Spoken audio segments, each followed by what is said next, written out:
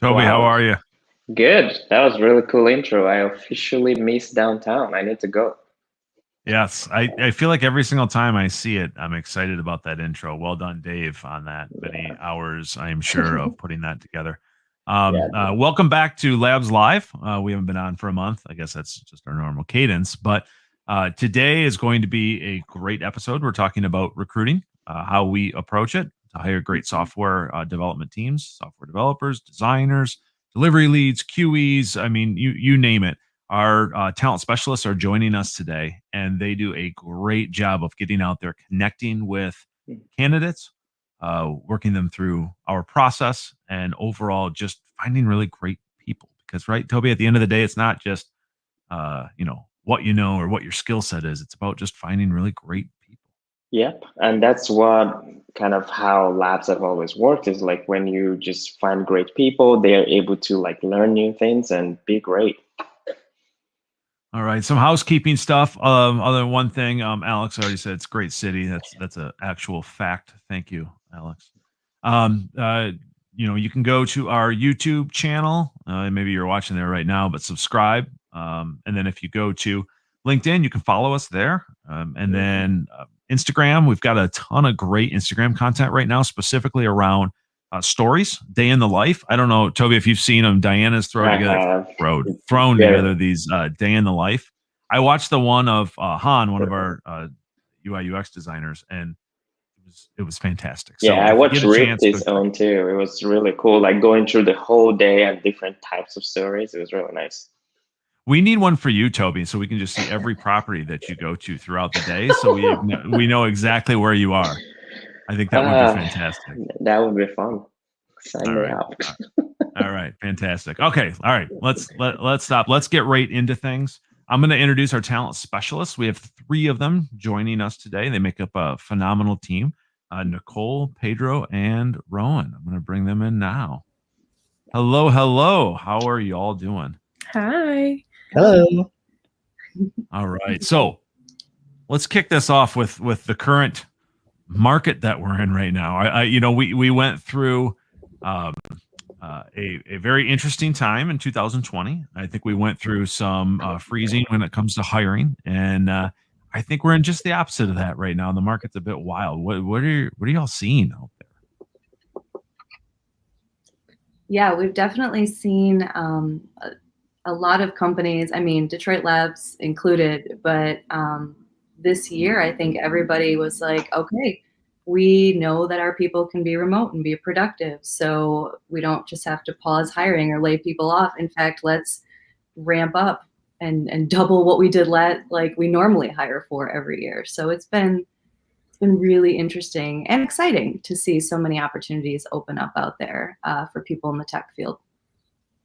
How as you're going out to the market and you're looking to connect with people, what channels do you use? Is it just LinkedIn? I don't know why I always feel like LinkedIn's the place to reach out to candidates, but maybe there's more events or anything like that. Yeah, LinkedIn is a great place because you kind of already get to see an idea of someone's background and experience on LinkedIn, which is always a plus to kind of get to know what they do and who they are a little bit before you reach out. But something else that is kind of outside of the realm of just like recruitment necessarily is our collabs community, which is something that we host, after hours once a month. That's been a great way for us to stay in connection with our candidates who we're just talking to, or maybe they took another job somewhere, but they love labs and they want to just like keep connecting with us over time to keep us in mind. We meet with them for study halls and things. So those events have been super helpful for keeping those connections going and chatting with people outside of just work stuff.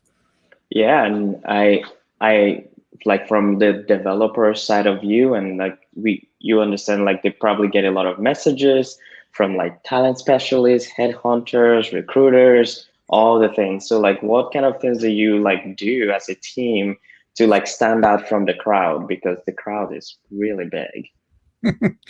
Absolutely. This past year especially has taught us to find new and creative ways to reach out to people. One of the biggest things that I've learned is nobody wants to talk to a robot. Nobody wants to get a form message. and nobody wants to get that same form message 3 times a day.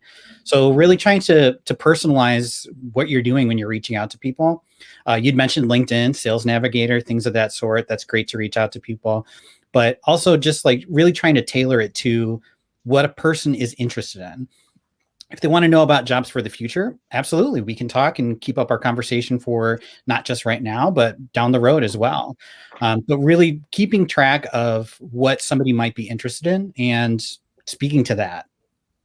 Jumping on that point too, when you're reaching out to somebody and maybe it's your first point of contact with that person, as far as making the message different while they're going through the million messages they have in their LinkedIn inbox, I want that candidate to feel like they're a person first when I'm reaching out to them, not a candidate first. So I want to ask them how they're doing. I want to ask them about their day. When I get them on the phone for the first time, I'm going to ask them, even though it's cliche, about the weather where they're at and see kind of how they've been enjoying that and if it's sunny or if it's rainy, because I want them to feel that personal connection with me before we get into talking about a job, so that they kind of feel like, okay, I'm not talking to Detroit Labs right now, I'm talking to Rowan. Like, that's what's important to me when I make that connection. I love that, because just at the end of the day, right, they're just jobs, and you know, you have a life beyond work. You have a life beyond your job, and I think if you can create a connection with somebody and they feel like they are a whole person when in the eyes of the business, I think that's important. You talked to kind of a decent segue here in really trying to understand what opportunities work for individuals.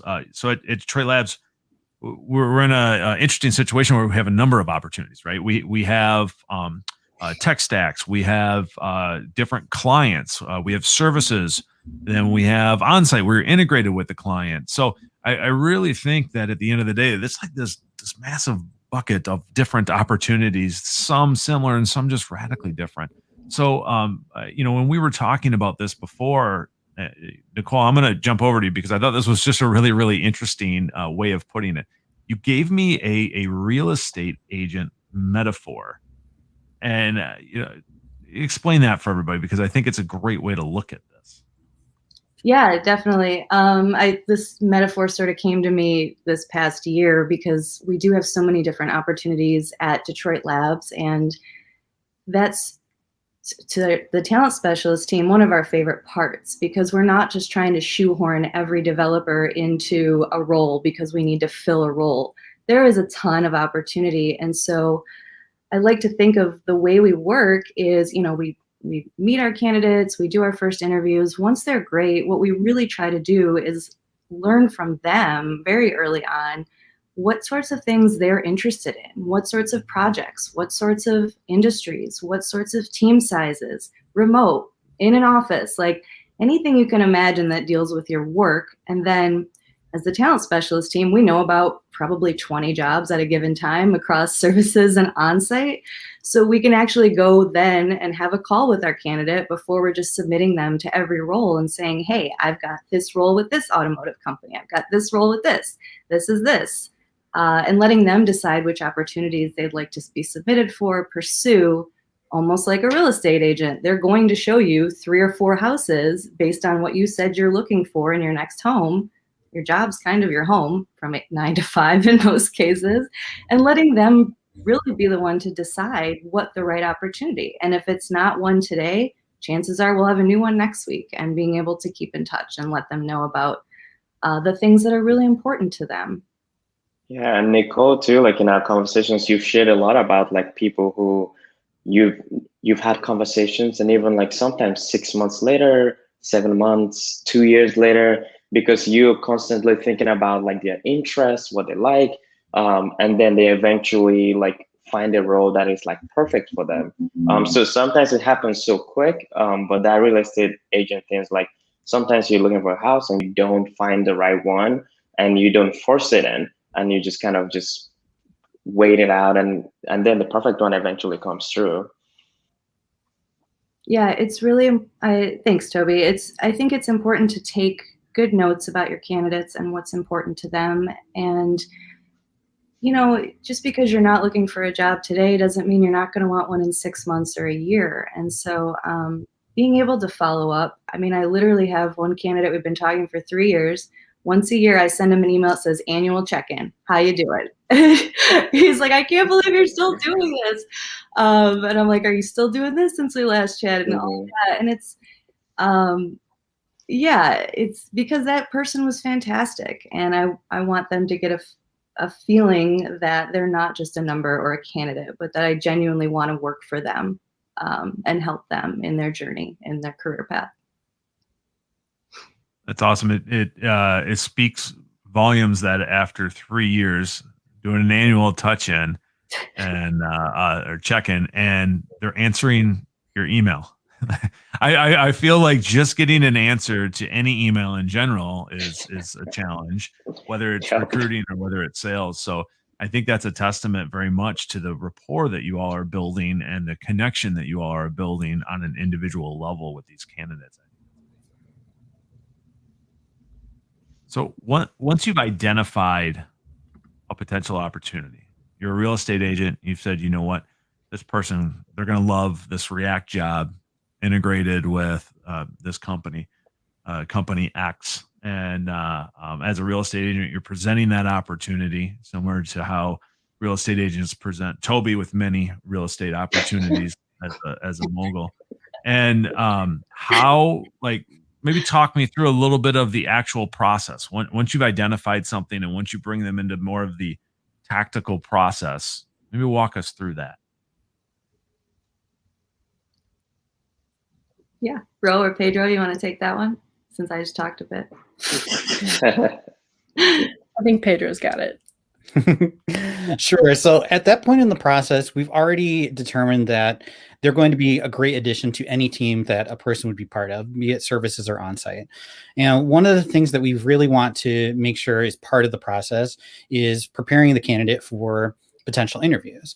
The next steps in interviews, they can be one interview where it might be another kind of phone screen, get to know you. It could be a more technical assessment. Whatever it is, we want to make sure that each of the candidates is feeling prepared for it. The idea of having gotcha moments in interviews, it's something that still persists to this day, but it's also like, what kind of data point would you actually get from that? What kind of info would you get by catching someone off guard?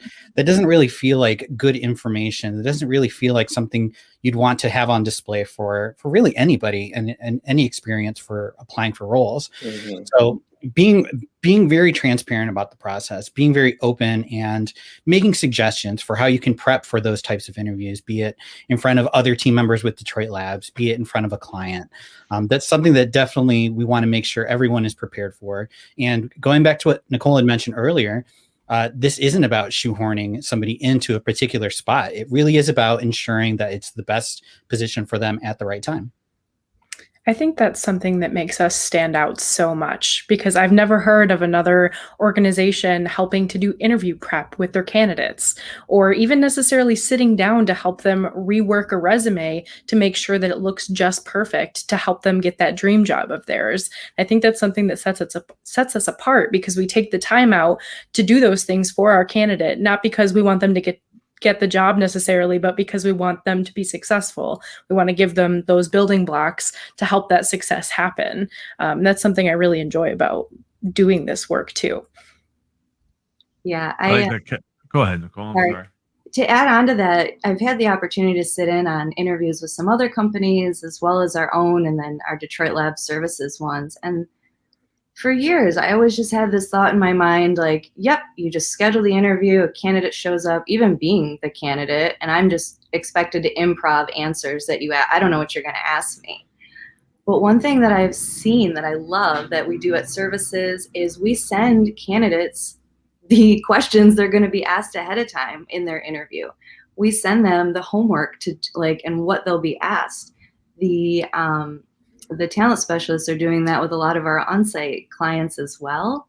And then our candidates, Services or on-site, can go in and speak, have time to prepare and share their best selves. I've seen so many interviews out there where they're like, yep, it'll be a technical assessment, hour and a half.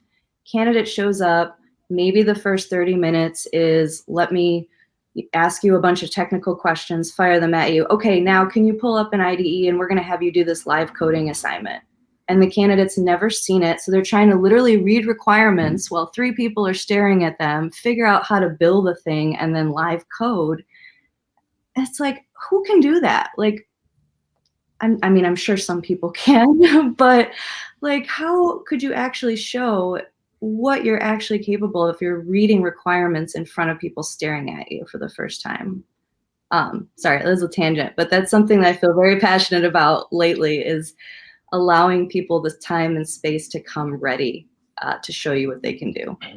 Right. And as former candidate, I think that it's not a fun experience going through that kind of process of like just gotchas all over the place. I think another rationale why we have been pursuing this is even from a equity standpoint, you want everybody to have a similar experience. You want to ask the same questions, because if you're comparing candidate A and candidate B, you want it to be comparable, not like apples to oranges. So the context of the interview, whether the kind of questions you ask, how you ask them, the complexity should be relatively the same. And they should have, if some people do better by like having a lot of time to think about things before they can respond. Other people can just like fire it up, but we don't want to have an interview process that is skewed towards people that can improv all the time. You know, you want to also be inclusive about everybody who might take some time to figure out, how do I answer this? So I think a lot of it is a great experience for the candidate, but also there's equity being put in there that it just makes it a kind of like a better level playing field as much as we can. Of course, it's not perfect, but it's a step in like the right direction. So knowing that we're, through the process, you remove gotchas and try to, essentially have the candidates provide their whole self and have the best experience possible. What are you looking for in a candidate? Definitely one of the first things that I look for is, especially on a phone screen, when I'm asking people to tell me examples of situations they may have found themselves in the workplace, right? I'm looking for a team aspect and a team mindset. How do they interact with other people on their team? Are they excited to contribute to a team? I think something that you can find kind of blanket across the Detroit Labs organization is that we in general are just very team driven. We care about our teammates. We do most things as a team. So when I am screening somebody on the phone, I'm looking for, okay, they've worked in a team. They have contributed, positively to a team, but also they care about the other members of their team. Because I think that's another big aspect of it is empathy, being able to take care of their teammates, pick up work when needed, and be able to support people when they're facing problems.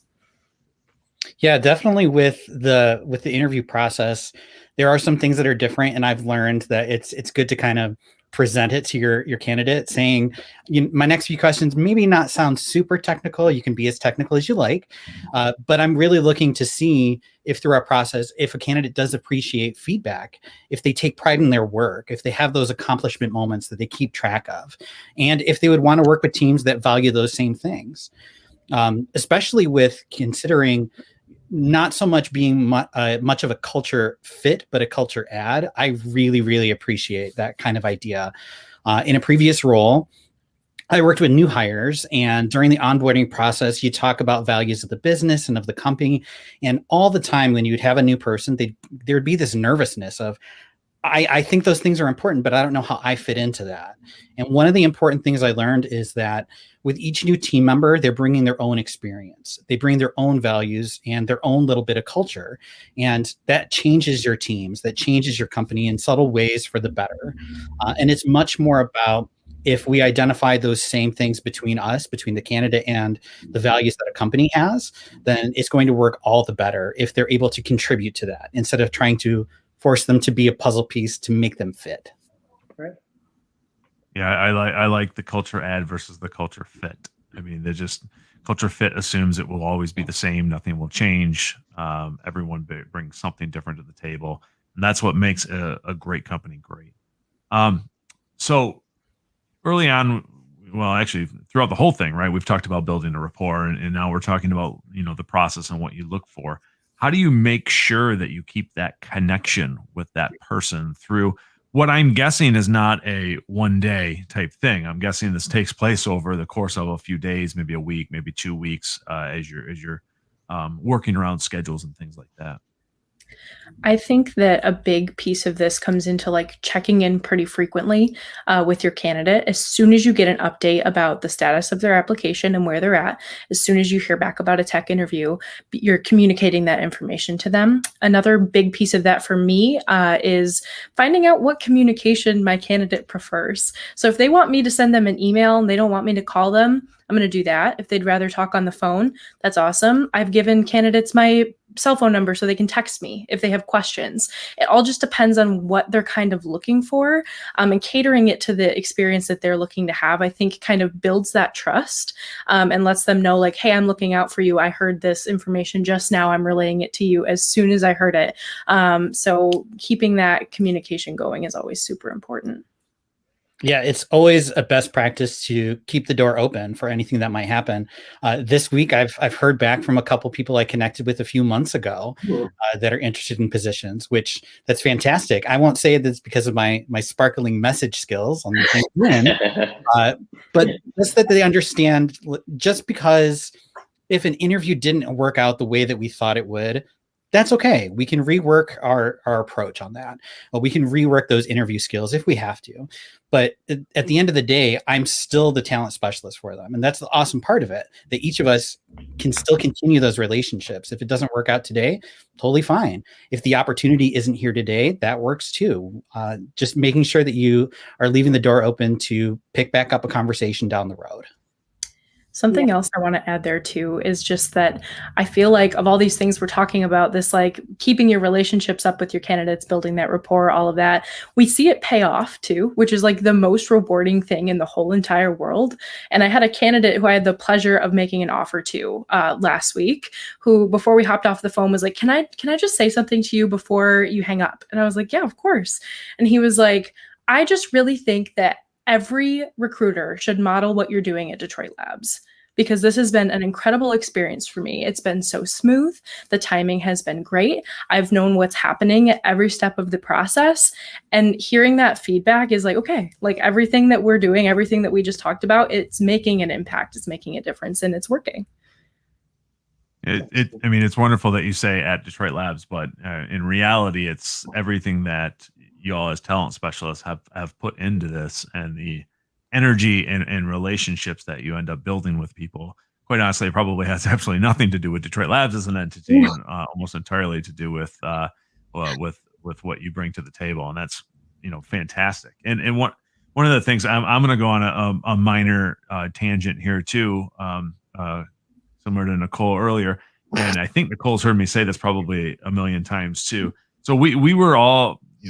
We all grew up. I'm going to generalize this a little bit, but I remember hearing over and over and over again, you're lucky to have a job. You're lucky to have a job. You're lucky to be employed here. You're lucky to have this. And I would just feel like that was a real old way of thinking. And now, I mean, there's so many great folks, great talent, that these companies are lucky to have these team members, right? It's not that you're lucky to be employed. It's that the companies are lucky to have great team members. So, that's my tangent that I like to go on. Is that something that you all agree with as well? I don't think I could agree more with it. I mean, I think, and Dan, I'll quote you on this one. You always talk about the value of Detroit Labs walks in and out of the door every day. Granted, we're remote, so logs in and out every day. And the people that are in your organization are what make you successful at the end of the day. And you can't sell your products. You can't do your work. You can't create the next most amazing, disruptive in the industry product without the people behind the scenes doing it. And so it's thinking about not thinking everybody in your organization is the same. Everybody is an individual. They're going to need different things, not just when we're talking to them as candidates and recruiting, but once they're with your organization. But in turn, if you are able to honor and value your people, they're going to honor and value you back and do some of their best work for you. I love being able to say to potential applicants or people just wanting more information about us that Detroit Labs is a people first company. And it's so much more than a fun little impressive blurb that we have on a website. And in everything that we do, we actually live it, we work it each and every day. And that's a really huge part of, I think, what garners the interest in us and what keeps people into reaching out to us and to asking for more information about positions with us. So over the last, I think, 2 years, I've learned a ton via Twitter of all places, thanks to two former team members, Jeff and Stu. The things they like show up in my feed all the time, more than most, other than maybe Josh Diskin's love of fish. And it's always culture things as it relates to largely software design and development companies. And one of the things that I've read more and more and more is that there's a concept of interviewing the company. If you're fortunate enough that you can do it, or in a position that you can do it, if not, looking for the right things with that company, whether it be on a careers page, an about us page. Tell me a little bit about that, because honestly, within the last couple of years, that was new to me. That concept was new to me, and it started showing up in my Twitter feed. Is that something? Do you agree with that concept of interviewing the company or searching for things? If so, like, what should you ask? What should you look for? I think you should, if you have the opportunity to, because choosing a career or choosing a new position somewhere, that's a big commitment. It's a big decision to make. So you should feel like you have all of the information at your disposal before you decide that you're going to accept an offer somewhere. I think a lot of times questions that I get, they're always great questions, but a lot of people ask very technical questions to me on the phone about tech stack. Like, what's the tech stack like? What is this technical aspect of the project like? Those are all really great questions, and I'm always happy to share. You can find a lot of that information in the job description. And I think you should take an opportunity during those moments maybe to ask more about like culture. What are your values? Think about the things that you as a person value, and find out if the company echoes those things. Because that's really important to know. Like, culture-wise, is this a place where you're excited to be? Ask individuals that you get the opportunity to talk to, what's your favorite part about working for this company? What do you think about, the values listed on the website? Do you see those reflected in your day-to-day working with these people? Kind of digging in and doing that deep dig when you get the opportunity to speak to somebody like one-on-one, I think is a great way to learn those important things about the role that you're pursuing. Yeah, and also like just adding from a candidate perspective, you like being curious and asking about values and purpose and mission and all those things are not disqualifiers. Like if through going through that process, it becomes a roadblock, then maybe that's not even a place you want to be. So it's good to ask those questions. They always lead to either like more excitement that this is what I want to do, or maybe not right now. So just encouraging, like in the process, going through all the like X and O of like, this is the tech stack, this is the team I'm working on, and even asking more of the bigger question. And because those are, when projects are difficult, those are the things that truly matters. Like, what I'm doing every day has meaning. I enjoy what I'm doing. And yeah, in every interview process, to have that mindset, because for the longest time, I didn't have that mindset. I just being transparent, but like, just encouraging people to have that mindset to ask those questions, those bigger questions of like, these are the things I care about as a person. Like, what does your company stand here and there? And as Pedro was saying, this is also opportunities to find cultural ads. Your strengths, and oh, maybe this company is not necessarily where I want them to be, but this is what I bring to the table, and this is where I see I can bring change. And maybe your questions become, how flexible is your position to change or new ideas? And so it just kind of like steamroll into like a more healthy relationship, whether that means like starting a job like next week or in 7 months or in 2 years. It's a good conversation to have beyond like just technical details. Sorry. I was going to add one thing before you jump in, Nicole. I'm sorry. We actually had a great comment come in on LinkedIn, and I feel like it ties in very nicely with what we're talking about. And I'm going to bring it up here, but Nicole says, I'm one of those who would love information about your open positions and what Detroit Labs actually does. I say all this as a Detroit-based designer who is really interested in any open positions. And I think it's a great question because we're talking certainly about the importance of candidates interviewing and asking the right questions, candidates going out and searching for the right content. And we have also struggled with that, presenting that content and presenting that information for candidates to just go find, right? They can ask you those questions while they're talking to you, and you can give great answers back to them. Our team members can provide great answers, but we haven't done a great job of providing all of that information for candidates to dig up and look at. And even just recently, we launched a new careers page that gave more information about us, our values, who we are, what open roles, and that's been a big push for us to get that communication out there. And to build on what Nicole A. Moore here is asking about what we actually do. Well, we work with big clients from concept, strategy, design, development, launch, and follow-on work. On the services side, we integrate and build great software teams on the on-site side. And then, when it's time, we do apprenticeships too, working to provide skills to team members, grow our team, grow integrated other teams with large companies. So that's a little bit of a brief of what we do at Detroit Labs. But I think Nicole highlights something here that's very important. As a business, we continue to work on getting more of our content out there for when you are ready to look for it. So not just a live stream, not just a podcast, not just a phone call with one of our great talent specialists, but having it out there at all times. So I just thought that was a great comment. I thought it worked in perfectly with what we were talking about. If you don't mind, Dan, I wanted to add one last point to that last question about interviewing the company, if possible. Mm-hmm. So the thing I wanted to share about that is more on the company side who's doing the interviews. And so a candidate doesn't necessarily have to ask questions, but I think just identifying, if you're the candidate, how you feel in that interview based on how the interview team made you feel. Did you feel uncomfortable? Did you feel like they were firing questions at you, like they weren't listening to you? For those companies, that's that candidate's first experience with you. It's almost like a restaurant, and they're probably going to go tell their friends how their interview went. We've gotten a lot of great feedback recently from our interview teams, just having casual conversations at services and how comfortable it helped the candidate feel. So just thinking from the company standpoint, like you should be creating a comfortable environment for your candidates.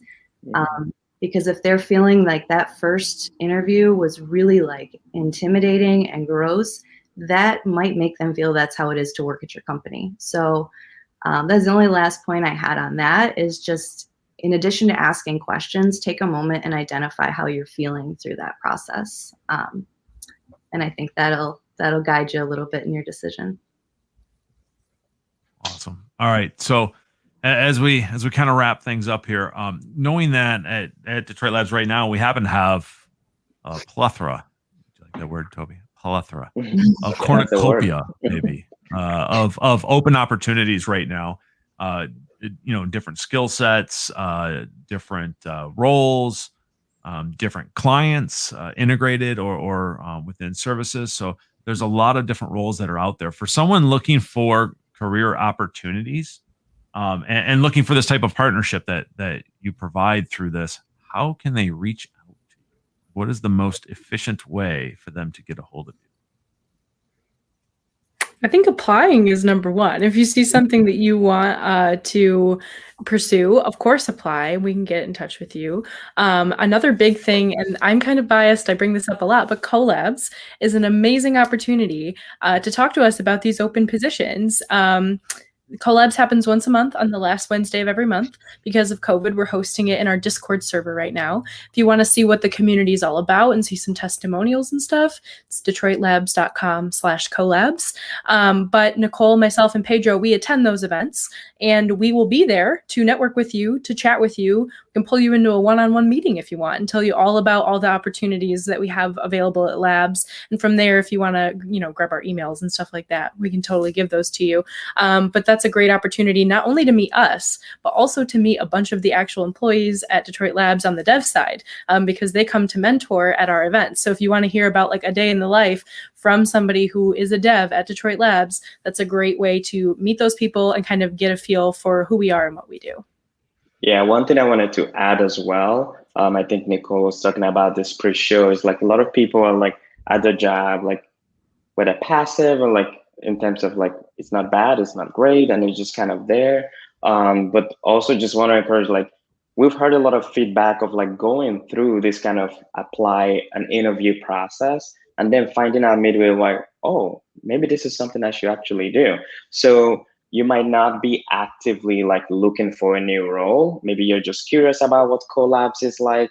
If you have like a Wednesday, I think it's usually on Wednesday nights. And if you have an hour to just like, hey, let me just see what it's about, or let me talk to Nicole or Pedro to see what this kind of process is like, it doesn't hurt to give it a shot, because I think that that's how we find out what is out there. So you might not be actively looking, but just having that curiosity is a good thing. We've had a lot of team members come from collabs, and yeah, just be curious, stay curious. That's a great way to look at life in general. All right, awesome. Well, Nicole, Rowan, Pedro, thank you so much for joining us. We're going to move you backstage as Tobi and I wrap things up. Hang out back there and wait for us so we can have a little recap. Thank you. Thank you, everyone. Thank you. Yeah, I'm just going to answer one question I saw in the comments about like, if computer science degree is a prerequisite. The answer is no. You said, okay, is it a prerequisite for a computer? You said yes and no? No, I said the answer is no. Oh, the answer is no. Okay. Yeah. All right. Yeah, it's not a prerequisite. I do like that. I like that it's not about the credentials you have. It's about who you are, what you know. It's very much more about that than the piece of paper you have or a sticker or a certificate or whatever it might be, because that's incredibly important. Now, a couple housekeeping things. So this month's Collab Study Hall event is on June 30th. So in the comments on LinkedIn, Diana has a link there. I don't know. I think we have a meetup.com/collabs. That's a long URL, so I'm not going to name it all. But June 30th.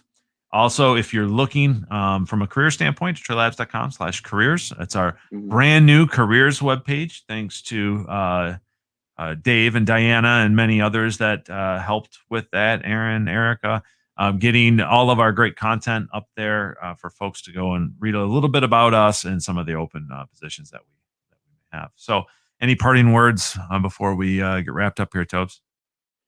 I think this was a great episode. I'm glad we did it.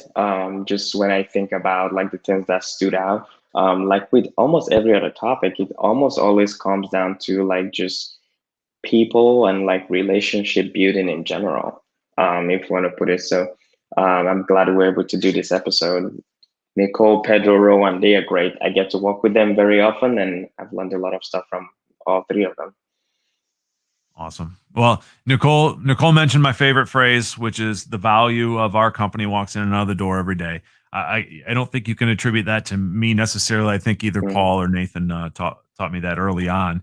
And yeah, we're a services company, so certainly there's heightened value when it comes to that. But I would argue that product company, service company, I don't care who you are, the value of your business definitely walks in and out of the door. It's your team members, it's the people, it's the connection that they create, the energy that they bring. That's what makes a company truly successful. So with that, we bid you adieu, right? Adieu.